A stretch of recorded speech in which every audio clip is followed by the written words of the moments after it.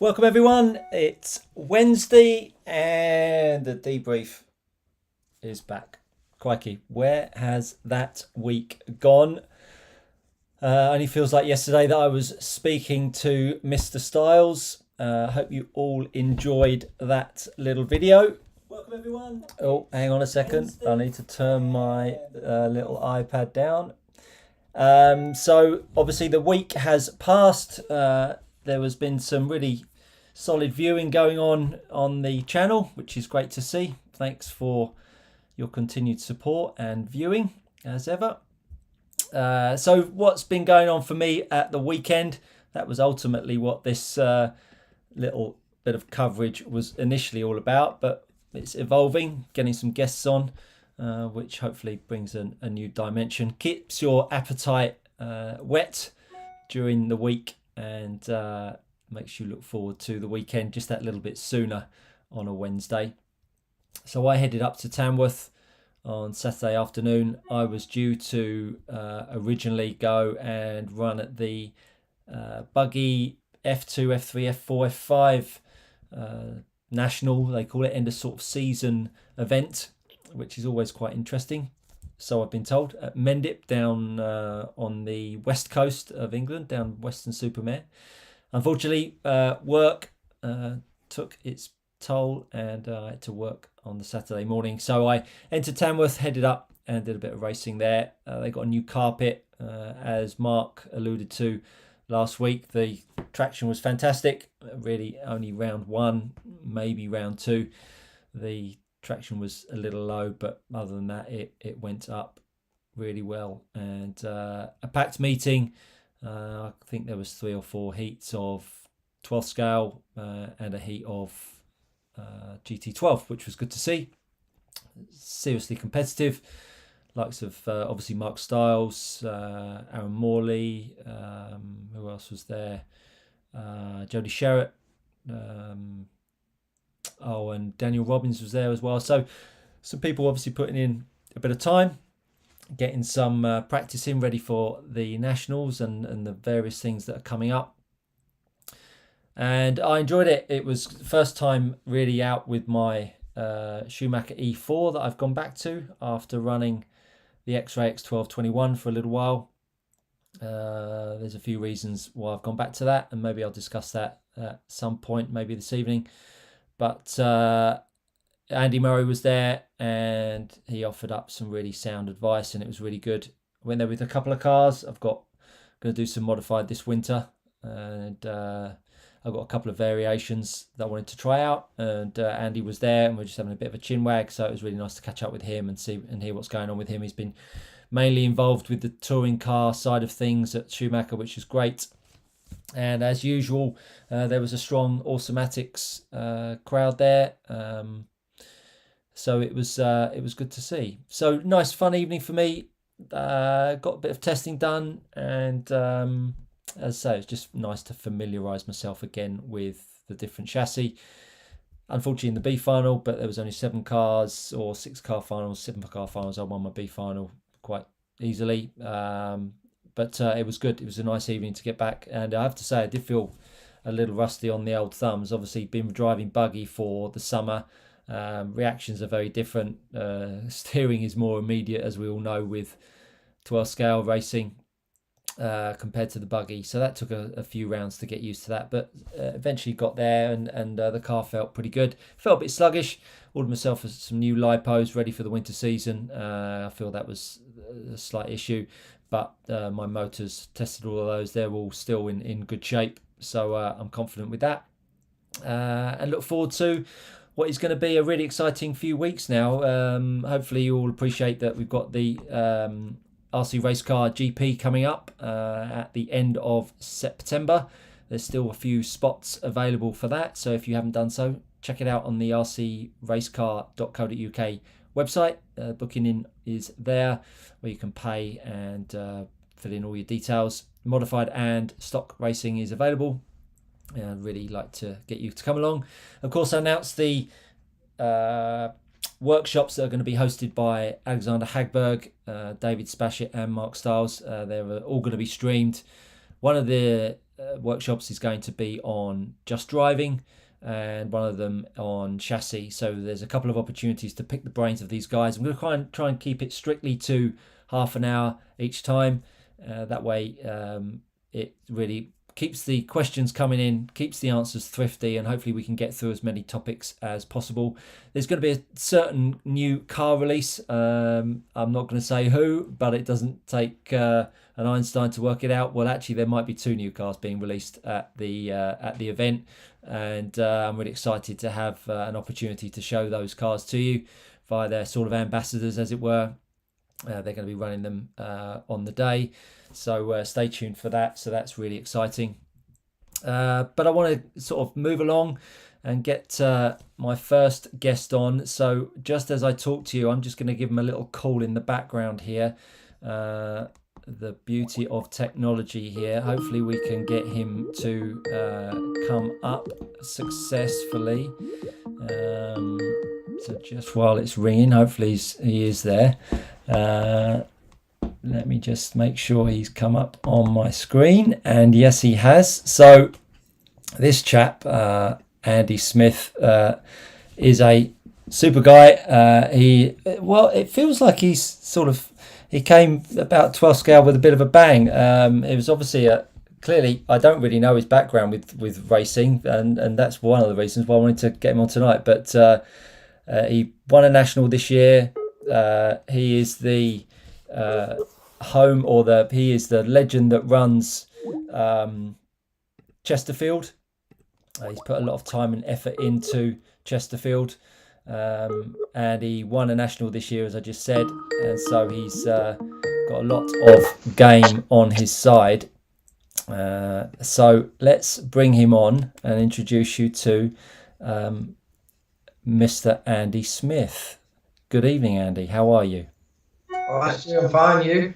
I'm very well, sir. Now, at the moment, you are slightly smaller than anticipated, so I'm just going to make you a little bit bigger because that would be unfitting for you. Let me just pop that up, make it all a little bit bigger. We just had a couple of connection issues. There we go. You're now a little bit more like the size we want to see you. So, good evening. How are you doing? Yeah, I'm not too bad. Not too bad.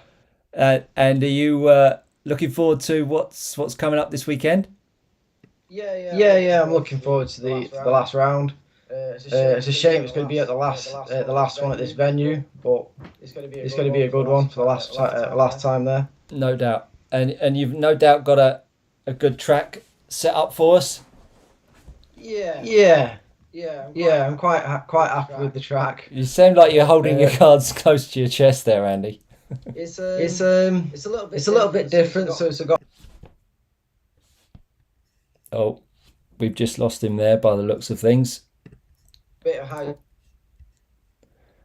Oh no, you're back now, Andy. You're back now. Yeah.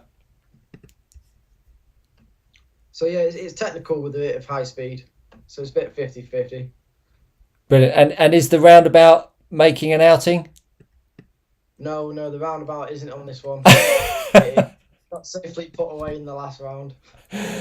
How's that been received? Again, 50-50. Some people love it. Some people absolutely hate it. We had a few issues with cars going underneath it, but we tried to sort that out. We sorted it mostly by just moving it. But I enjoyed it, but I don't think many people did not at all. Yeah, you can't please everyone all the time, Andy, as you will know. Yeah, you're never ever going to please everyone when you're doing a track. No. Never. No, definitely not. And of course, you're always I think you're just trying to do something a bit different, aren't you? It's nice to have different tracks, different skills needed to race closely with others. It's not always easy coming up with a new track design when I guess at some point it feels like you've sort of done it all before. Yeah, I'm running out of ideas. There's only so much you can do with the oblong that you have. Yeah. So that all the tracks tend to be roughly the same. you just sort of move bits from place to place and hope that no one notices. Yeah. So we'll come back onto Chesterfield in a moment. Let's sort of step back in time a little bit, because I don't know too much about your racing background. I mean, you supported very kindly your time and energy into the podcast race series, and we had a few good battles there. Before that, sort of how did you start in RC? I started when I was probably around 6 or 7. My dad took me to a local track with some of his mates that did it, and it kind of just went from there. We bought a second-hand car, and that was it. I just went bashing this car about, and it just escalated to. From that, I went to a front-wheel drive car. Okay. And my first 4-wheel drive was a HPI RS4. And what sort of car are we talking about here, Andy? That's touring cars. Okay, gotcha. So I was always touring carring, and that's when it went to different places. And then Mac Track, which was the biggest UK permanent venue, which is just down the road from me. And that's where I started 12 scale, as I bought a 12 scale off Jim Spencer. Right, okay. And it escalated from there. I was doing both classes. And then I gave up when drinking and going out came. Did you think that was better, did you?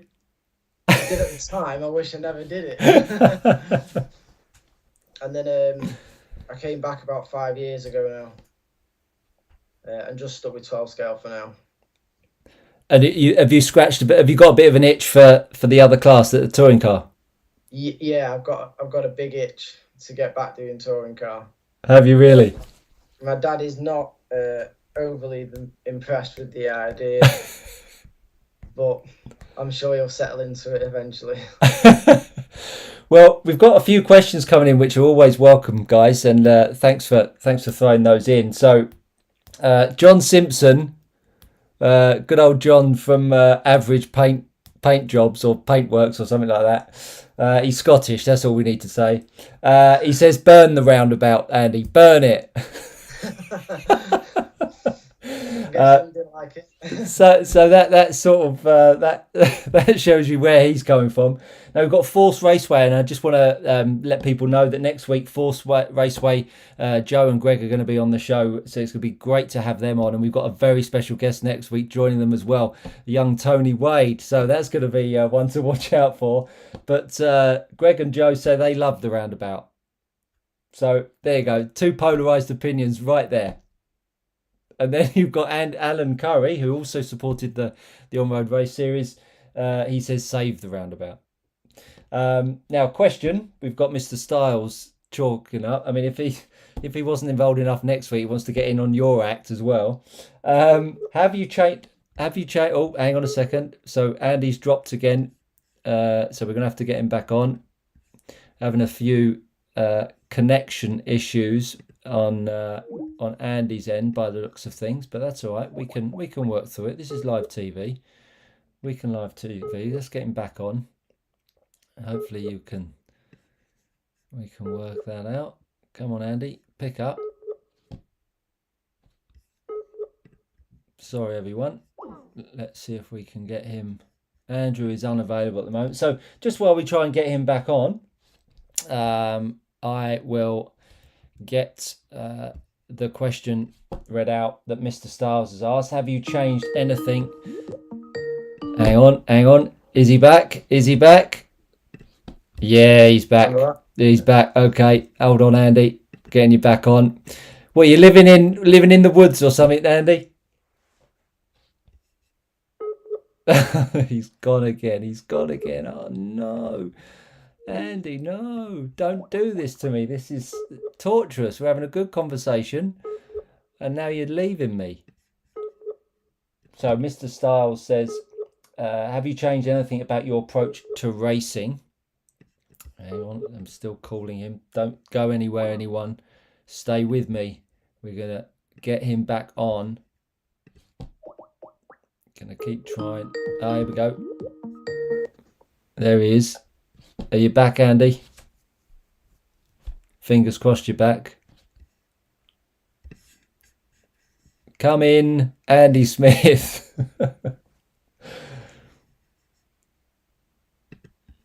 Oh no. So let's see what Mark says. Since getting the monkey off your back and winning your first National A final last season, I think that's a really good question that Mr. Styles has come up with, and I think we'll all be intrigued to know. I think I know the answer. I think I know the answer to this question, which I think is quite a delicate answer actually with Andy, because I know that he's sort of been caught between the devil and the deep blue sea a little bit with these cars and stuff. So I want to get him on and see if we can get him to explain that. Let me just see if we can. Missed call from Andy. Let's try that again. Let me call him back. Come on, Andy. Come on, Andy. This time, do it for me. Do it for me, Andy. There he is. He's back. Oh, he's moved. You've moved location. I've moved location. Okay, that's it. Okay, I like it. Let's get you back on, Andy. We've got 24 people watching, so they clearly want to hear what you've got to say, my friend. They clearly want to hear what you've got to say, which is great news. Hang on, let me just move you across, and there he is. There he is. I'm just going to potentially, Andy, I'm just going to zoom in on you just a little bit more, because we don't want to, we don't want to lose you in the background there. Hold on 1 second.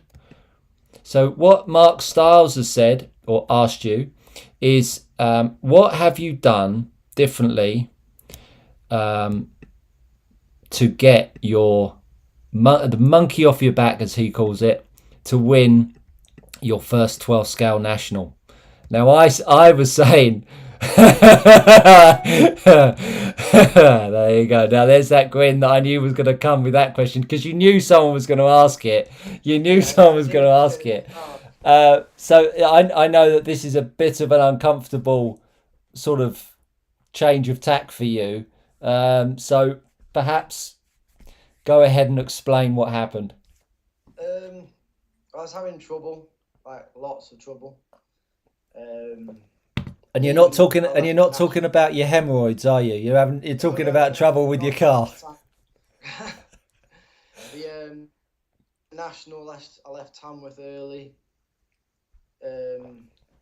because I couldn't get the car to work when I was driving the CRC, and Trevor Colt offered me to borrow Sam's spare car, to which I reluctantly took and had a go at. When it came to the Chesterfield National, I used my CRC again. I did okay on the Saturday, wasn't too impressed. Then Jody in the pub, after a few beers, convinced me to try the Schumacher on the Sunday. And that's sort of where it escalated from there. Obviously, that's the way I had to go. And so you went from your CRC car, which is is a shorter chassis, traditional 12 scale car, to the Schumacher E4, which is very different in design, that most people will know. What was it that struck you immediately between the two cars? One worked. One worked. I spent all of Saturday changing stuff and doing different things, and on the Sunday I changed a set of tyres every run, and put it down, and Andy Murray told me to change some side springs, and that was pretty much it. Didn't have to do anything, didn't think about anything, just kind of just sat and watched everyone else do it. Yeah, and I think that's the thing that people don't necessarily appreciate with 12 scale racing, how much effort can go in sometimes with having to set these bloody cars up. And I know at MB Models, you were sort of chasing your tail a little bit, weren't you, with various bits of grip and stuff like that. And it's just not what you want to do when you go racing, is it? It's just not what you want to do. And to have the opportunity to whack the car down and drive it and not have to do too much, it's what you want to do. Yeah, I mean, at MB at your meeting, I struggled on one particular day more than the other. But I probably could have struggled with any car with that on that day. I struggled to keep the grip into the car. But when it came to the Nationals and the GP at Eastbourne, the CRC, it just wasn't cutting it. I just couldn't get it to work. And David helped so much, and he was so proactive to get me to help him to get, and he got it so much better. But I couldn't get it past the next step. It needed someone a lot better than me to do that. Yeah, and Mark again trying to get in on your act, but he says again when there's so few of you running it, it is a really difficult situation to be in. When you're running a car and there's only you really running it at sort of the level that you're racing at, whereas when you've got 5 or 6 guys that are running the chassis, not that you necessarily want to copy what they're doing, you at least get an insight into how they're setting their car up and what they're doing to get the best out of the performance of the car, whereas you've got no one to lean on.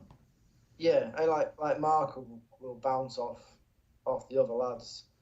I mean, I had a few lads. I had Kev, Paul, and a few of the other lads that run it. That we all bounced off each other, but their driving style was different to mine. Where I'd throw it around, and they'd be more courteous with it, and I wouldn't be. And it really didn't like that. Yeah. Well, it's interesting, and anything else that's sort of made it an enjoyable experience. I suppose your club nights at Chesterfield, where they're principally a sort of a 3 or 4 runs, 5 runs with since coming back from the pandemic, you haven't been necessarily as busy as you were pre-pandemic. The grip has been a bit lower, and so I suppose the CRC has been even harder in that environment. Whereas now all of a sudden you've got your Schumacher. I'm guessing that the club nights are a bit more enjoyable for you as well. Yeah, with the CRC, with especially the low grip at the club, you didn't really know what was going to expect. So I'd spend all week stripping it, setting it up, trying things, to not have a clue what he was going to do. It changed from lap to lap, really. But with the Schumacher, it's sort of just, well, don't do anything. Between club nights, just sort of brush it, put it down, come home. That's about it. Yeah, and that's the beauty of the chassis, and I think that you look at all of the front ends now, they've gone along the same sort of lines, haven't they? You've got the Automatics, the X12, the E4, they've all got that similar front end. They've got those Xenon front ends, the way which the CRC had, right? Yeah, they're all pretty similar. It's clearly the way to go. The CRC front end was the new one is the same as the old front end. There's no difference in it. The front end's a great front end in America. Yeah. But in this country, it's a whole different ball game. The guys in the States have been great. They helped as much as they can, but they race with bucket loads of grip. Yeah. They don't have to find it. And I think the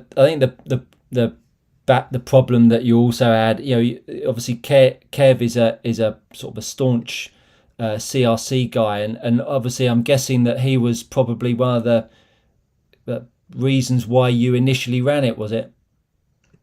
No, I've always run CRC. Gotcha. Since when I started, probably when I was 10 or 11. Yeah. The first one I bought off Jim was actually a HPI, but then after that, I've never run anything else but CRC. Gotcha. So the Schumacher is the only other car that I've run. And the reluctance to change to the Schumacher was there any reason for that? There was a grudge. When I was really young, I didn't get to drive. and I was really miffed about it when I was a kid. Right, interesting. And that's pretty much it. But it is what it is. When you were younger, you get annoyed at little things which don't matter. Yeah, no, but we can all carry stuff around with us for the rest of our lives, can't we? But so it all matters. But no, it's interesting, isn't it? It's interesting what why that reasoning was, and then when you sort of turn it around, it's all like, oh, okay, it's all right. I got my first win with your car, so I'll forgive you now. Once I won, Stu, it's like, it doesn't matter. I have to say, I watched you all that weekend, and I can't remember, but I was probably doing crap. But uh, I watched you in the final with David, and David was leaning on you over the last 3 or 4 minutes, and to see you holding back and do what you did. I couldn't. I think I've told you this. I couldn't come over to you and congratulate you because I would have got a bit too emotional because we've had some great fun in the pits at MB Models, and I so wanted you to win. And there's that moment in time when you're in that window of I'm about to do something that is truly groundbreaking for you because it's a national win. It's it's at your home club as well, and all these different emotions. And at that moment, I can understand how you're feeling because I've done that sort of stuff in golf, and it then when it's finished and it's over, just the kind of realization of doing something like that even though it's only racing a little car around a room, to take on people that have competed at that level like David had, you must have been really proud of yourself. Yeah, I couldn't quite believe what had happened. I knew that me and him had crossed the line for one last lap, and the guy who's third hadn't. And I knew if there was something was going to happen, it was going to be on that lap. So I was just trying to drive not as slow, but as cautious as possible to make sure if he wanted to get past me, he had to really go for it. And unfortunately for David, he clipped a corner, and that was it. I could just drive it home. But I couldn't believe going down that straight. I think I was saying something to Andy Moig because he was stood next to me, and he congratulated me obviously straight away.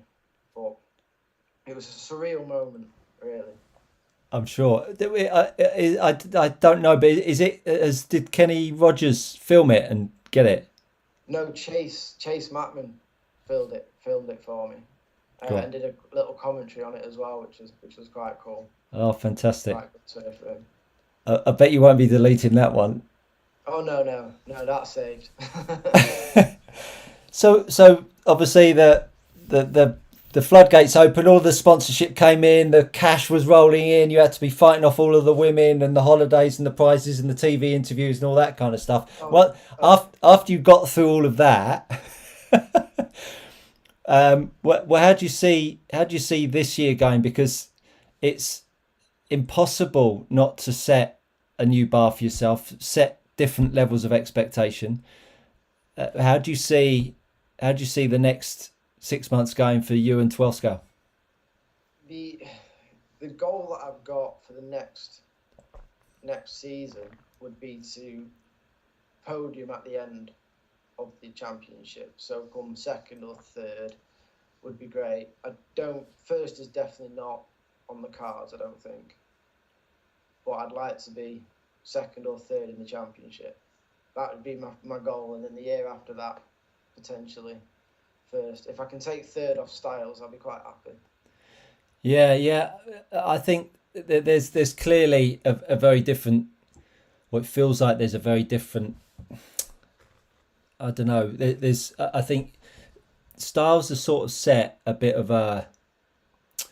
He's uncomfortable with going down the order. I mean, I think everyone. I'm not. I don't buy into bravado. You know what I mean? Like people say, oh, I'm rusty, oh, I'm third, oh, I'm this and I'm all and that. Everybody in the room is absolutely there to do as well as they can because they're competitors. And I can't buy into I'm getting older and I'm getting slower and stuff like that. And I think Mark is clearly making a play to practice, get faster, etc., etc. And even that comment there, you can have third, mate. Wink, I know he's only jesting around. Everyone is there to win, aren't they? And I would think that people like Dave and Ollie, they probably will be feeling more pressure this winter than they've ever have, because there are so many people now that have really stepped up and got faster, I think. Especially with the Automatics car, especially I think people like yourself that have now moved away from a car that's clearly, with the greatest respect of the CRC, has been holding them back. I think it's going to be really difficult. That sort of top 6 place, I think there's going to be some quite big fluctuations in people moving up and down the order. And I think these cars are so much easier to drive aggressively, and they don't tweak. I think the racing could be exceptionally close going forward. So I don't see why you can't win, and I don't see why you couldn't, podium it every week. But it's how you feel about it yourself, I suppose. I mean, I'd love to win, but I generally think that for me the goal would be just a podium. Yeah, I'd be completely happy with the podium, for sure. I've got a feeling that Mark will be on top this season, for sure. That's where my money would be. Yeah, so Mark win the season. To be fair.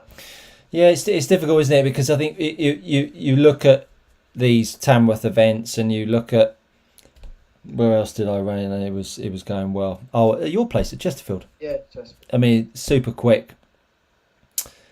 There's a lot. Cars aren't being checked. They're not.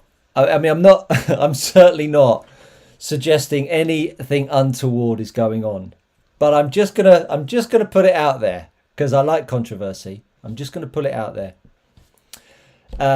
Mark's doing super well. All of a sudden, everyone goes, "Oh my goodness, look how good Automatics is going in Mark's hands," and it's a great car. I'm not doubting that at all, and I'm not saying he's doing anything untoward, but he's doing super well. I mean, he made Ollie Payne look like he was, well, I mean, I don't know what Ollie was doing, but he was significantly slower than Mark, wasn't he?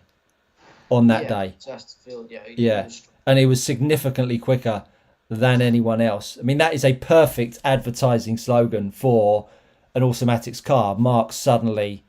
So I just think the proof will truly be in the pudding when round 1 of the National goes on and the chips are down and the racing.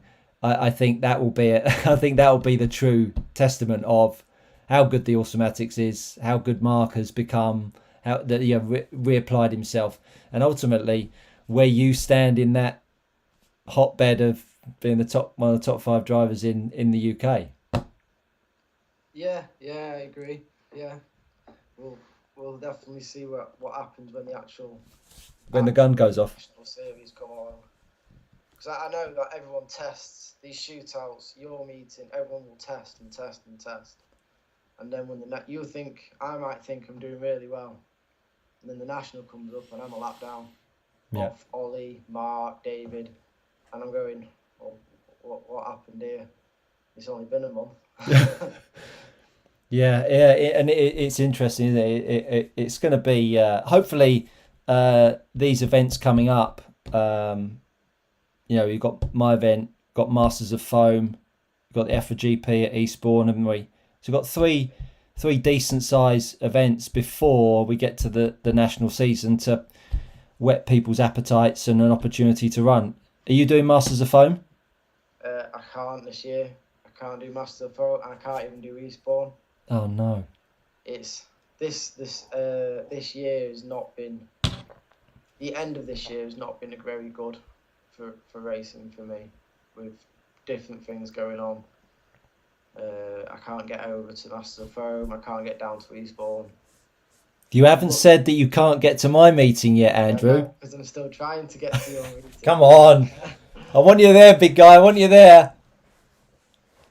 So I mean, look, these things happen, don't they? I mean, these hobbies are exactly as they say. There are hobbies and our pastimes, and we've got to fit them in around her who must be obeyed and work and all the other bits in life. So, obviously, Chesterfield, it's going to be a bit of an emotional, probably weekend for someone like Kev Creaso, I guess. I mean, not necessarily so much for yourself? Because I mean, you haven't been there for the same amount of time as Kev has, but of course you've still been linked with the club.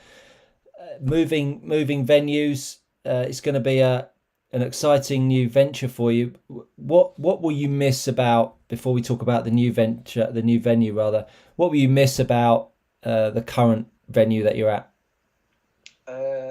Probably the size of the hall. That's it, really. That's it. Yeah. Are they a pain up the arse to deal with? No, I don't have to deal with them. I don't do that side of it. So, and Kevin has no problem with them whatsoever at all. They've been dead good. Great. But the size of the hall was perfect for 12 scale. You could get 100 drivers in there and the track in the same room, which I always found better to be in the same room as the track. Yeah. But that's it. I mean, the floor was dead flat, which was good, but the building itself had its issues with a leaky roof. The time we could get into the building for Saturday night's racing was 6:30. That was it. 10 o'clock, get out, which was fine. But it's a long way for people to come for just that amount of time. It doesn't attract people to get into the venue to come for your 4 runs and go home. Yeah. Unfortunately. So the new venue moving forwards then, Charlie Park Centre, they're dead to us now. the future is at the new venue. So that's going to offer you, I think I read in one of your posts, racing on a Saturday from 12 till 5.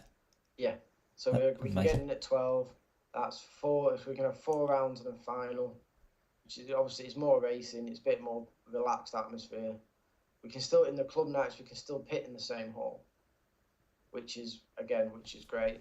But it was the times that really attracted me to the meeting. Yeah. The fact that we can race in the afternoon, you can still go home on a Saturday night, and you don't have to explain to your missus why you're not coming out on Saturday night anymore. And there's only so many reasons why you've got to go and test on a Saturday night, isn't there? Oh yeah. So James Stewart said, is there going to be a new carpet for the new venue? That is not on the cards at the moment. We've had to buy a new rostrum because the rostrum at Charlie Park isn't ours. That was the venue's. So we've had to buy a rostrum, and that was a small fortune to get that sorted out. So unfortunately, the carpet isn't on the cards at this moment, but I'm sure in the near future there'll be something. Yeah, I mean, I would have thought that the new venue is going to attract, hopefully, quite a fair few more racers. I think the whole evening gig that you had there, I mean, I've spoken to you, candidate. It didn't really feel like it came to a crescendo, did it? It didn't feel like you were actually racing for anything. It was just a few runs, a bit of practice, which I don't think is necessarily what racers. I mean, it was just what you had open to you, I guess. I think the new venue really is going to be an exciting prospect of, especially with the hard work that you put in of setting up the tracks and the tracks that you do, as I say, deliver. To be able to have 4 runs in a final on a Saturday, and now have Tamworth as well, which is the guys at Tamworth have got a new carpet and they're clearly up in their game as well. Hopefully we've got 2 venues in the middle of England. Well, Chesterfield not quite middle, but it is offering a good 12 scale opportunity for people to race every week. Yeah. But Tamworth is doing really well. Their carpet's dead good. Brilliant. And their new stuff. As the grip comes up eventually, which is fine. We just need touring cars to come. We need 12 scales, GT12s, fronties, whatever you've got. If you want to race, come and race. We don't turn people away. No. We can help it and just keep going. Yeah, and so this weekend. Let's talk about this weekend. Tony Wade, 63 booked in for this weekend. How good's that? That's a pretty good number. Is that 12 scale? I think that's 12 scale. Yeah. I mean, I was looking on there. I'm pretty sure that's all just 12 scale. And then you'll have at least 20, probably 20 GT12s. So yeah, that's a good turnout for this. Yeah. For this. Yeah. For sure. And the shootouts in general in the summer. I've been a buggy guy during the summer. Have they been well supported?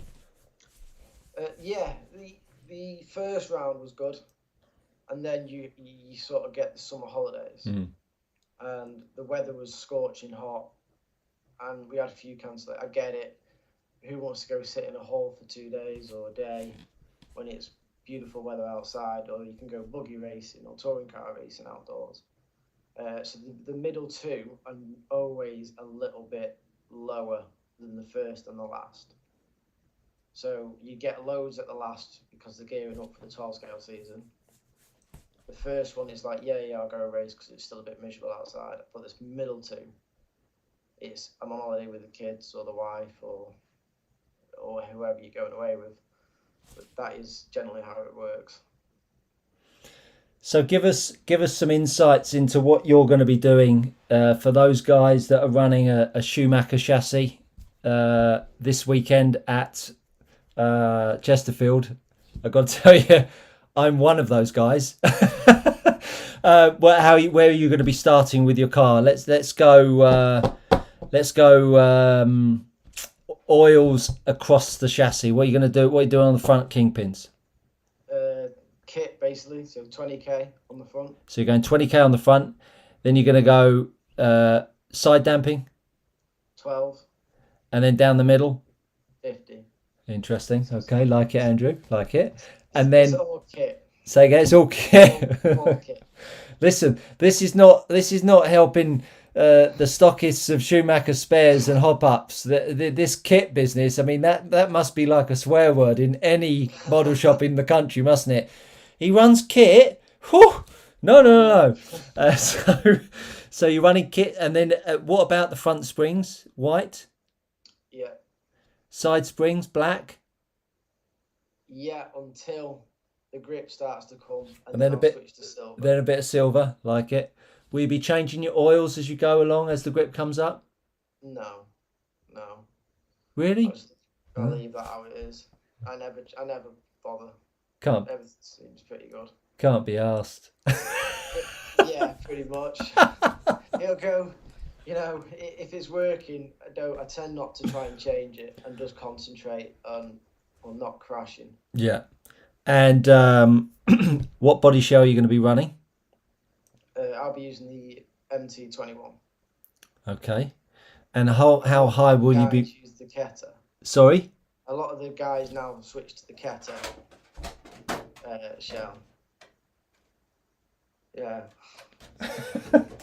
But I can't get on with it. What don't you like about it? I find it's really sluggish, and I don't get enough bite from the steering as I like with the M21. Okay. So I use a lot of bite on the front end, and the Keta seems to take that away. But the other lads say it's more consistent, which is true. But I don't mind counteracting it with driving a little different just to get the bite with the M21. Yeah. And how high are you running the rear wing on your car? 83. Okay. And ride height? High. Say again? It's quite high. That's quite high, yeah. And what about your ride height, front and rear? 3.2 on the front, 3.7 on the rear. Okay. And finally, what tyre size and what tyres? T-Foam, T35s. And I'll be starting off on 41.5, 42.5. What? So I'm going bigger. Tractor? You're going full tractor tyres? Full big on the for the start. Not that I've driven the track for a bit, and I know the grip isn't that good, but... Well, I'm sure it'll all work out well for you. So what else we've got? Let's see if anyone's saying anything on the chat here, Andy. Let's see if there's any questions come in for you. We've got here. Looks great. So Force Raceway again, Andy. Are you looking forward to cars at a new venue and some afternoon racing? Well, we've just answered that. Yes, it would be the shout there. Matt Jones. He very kindly says, thanks for everything that you do and your dad do for the club. Do you do much for the club? Just joking, don't answer that. Styles, well, we're bored with listening to Styles. Who's been on last week? We can't have too many of his questions. It's all about Mark. Anyway, so James said new carpet for the new venue. No, haven't got one of those. Matt Lack says onwards and upwards. And then Barry Lynch says fancy running tyres that big, Stu. Well, the reason why Barry Lynch is saying that is because that's what he ran at Chesterfield when I was up there last time. Barry, let's not talk about your car preparation because we all know it's... Anyway, he's going to hate me for that. So what's planned for the winter at the new venue? Are you going to hold a national? Yep, we've got a GT12 national. The date is to be confirmed because we've got to hear back from the venue to make sure we can have the hall. We've got the LMP national as well, and there is talk about a New Year GP, which I think is the second week in January. We're looking at doing a 2-day. I think it's a 2-day event. Like we did before the Worlds and last year. So that should be pretty good to gear up just before the Eastbourne meeting. So hopefully that'll bring some guys to get their thumbs in gear and get their eye in. Yeah, and we'll obviously, because the new venue, you can't pit in the hall. What sort of ratio are you going to be able to have pitting in the hall and pitting elsewhere? I think we can have 30 in the hall, 30 to 40 in the hall, and then the rest will be in the dance studio, which is just down the way. Okay. And I think we can even put all of them in that dance studio. So whether at the national we put everyone in the same hall, that's to be confirmed yet. I'm not too sure what we're going to do yet. I've not seen the hall as of yet until the 17th when we move. And there's obviously a bit of a shout out for the chap that found it for you. I saw you bought him some beers to send him into an early grave with alcoholism. What was the chap's name? He's Ricky Clark. Ricky Clark, that's it. He's a touring car guy, isn't he? GT12. Ah, no, I do know Ricky. That's right. Sorry, I do. Yeah, I do know Ricky Clark. I'm thinking of Ricky Lee. Is that a guy touring? Yeah, you're thinking of Ricky Lee. Yeah. Okay. Yeah. So how did that come about with Ricky Clark being able to wangle a new venue? He lives just down the road from this venue, and when we had the meeting to find out we were losing ours, he took it onto himself to have a quick look around, and this one came up, and it just spiraled from there. He did all the work for it, all the donkey work, speaking to the people who run the building, and it just worked out pretty perfect that we can have storage.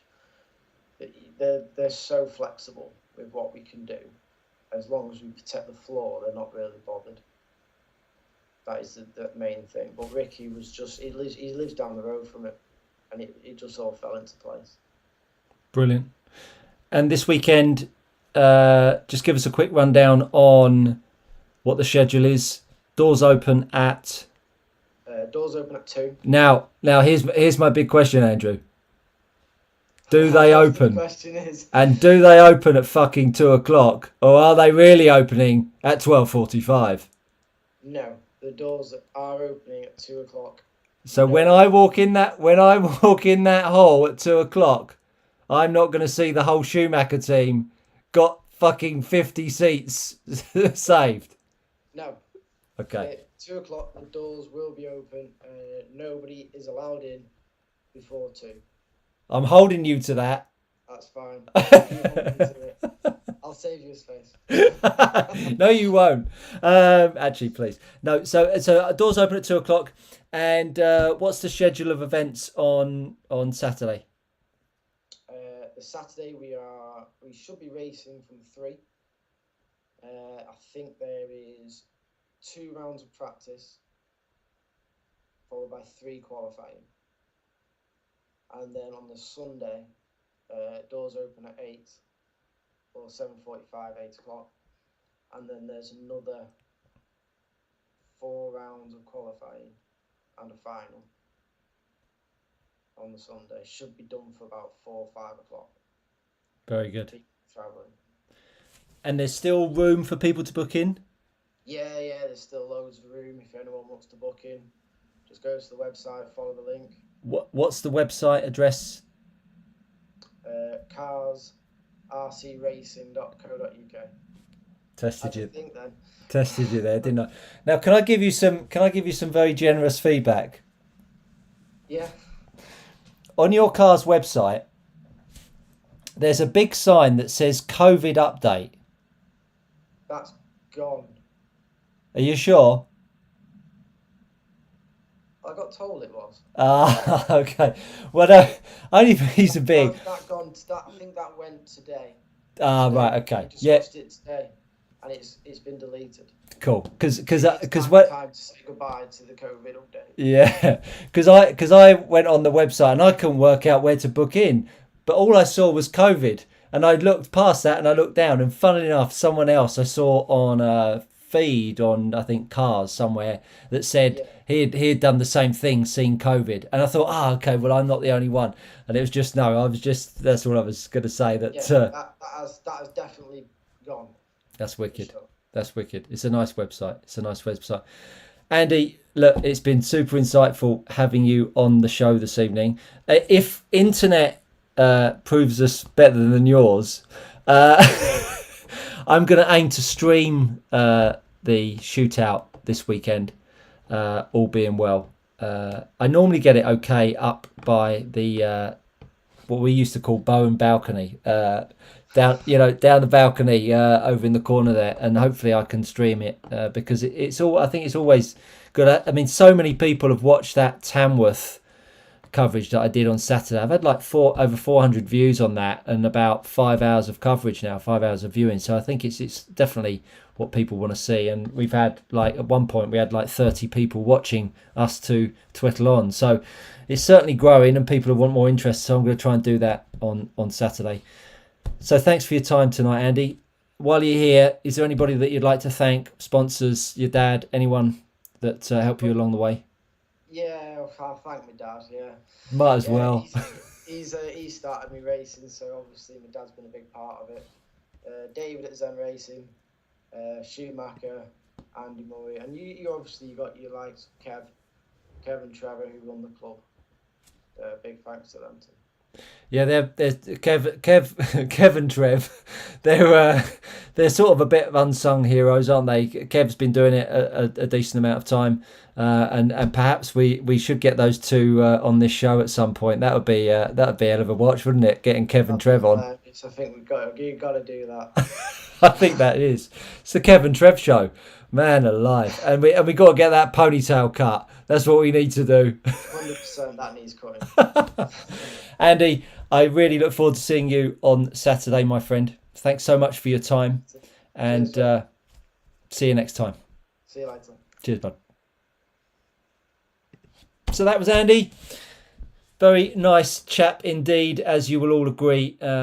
He is the brains behind, I think, Chesterfield moving it forwards. I think, from what I understand, and I might be wrong, but I think sort of Kev is slowly sort of putting himself back and letting the club go in a maybe a fresh and a new direction. I might be wrong by that, but that's the flavour that I get in with Andy's inclusion and his real interest and passion behind cars.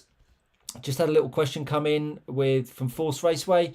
Best of luck to the cars at the new venue. and to Andy over the winter. I enjoyed this. I must remember to tune in next week. You better remember to tune in next week, Joe, because you are on it, along with your lovely other half, Greg, who I always follow when you and your little exploits around the country. They are super. So that's a lovely little segue you've done there for me, Joe. So next week, if you haven't seen this couple, they run a fantastic club not too far from MB Models, where the RC Race Car GP is. And if you haven't booked in, check out the website on rcracecar.co.uk to book in, find out more. They run a little club just around the corner.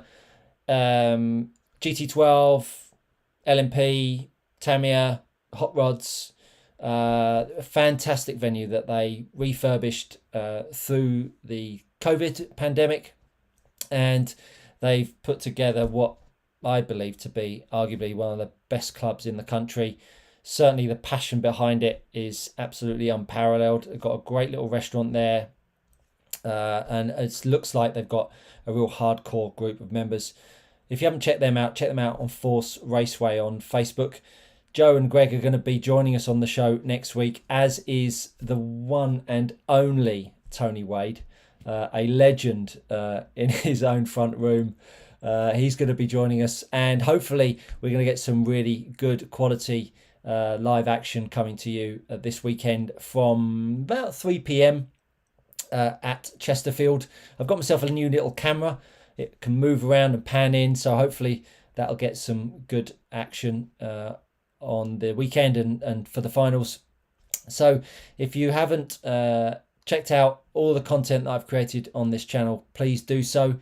Hit the like, subscribe, share with your friends. There's a good few of you here watching, so if you all hit the like button, that would be really appreciated, because it would really do my channel a good favour. As you may or may not know, my big picture is to try to push this channel forwards, get the event revenue, and deliver a RC event that similar to Snowbirds in America, in the UK.